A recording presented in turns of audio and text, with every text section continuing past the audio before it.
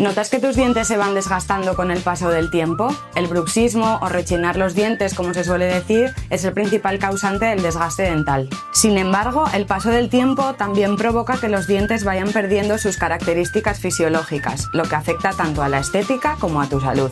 Y es que este desgaste puede ocasionar sensibilidad dental, dolores de mandíbula, cabeza, cuello. La solución: utilizar una férula de descarga. La férula de descarga es una herramienta esencial para prevenir el desgaste dental y aliviar los signos y síntomas del bruxismo.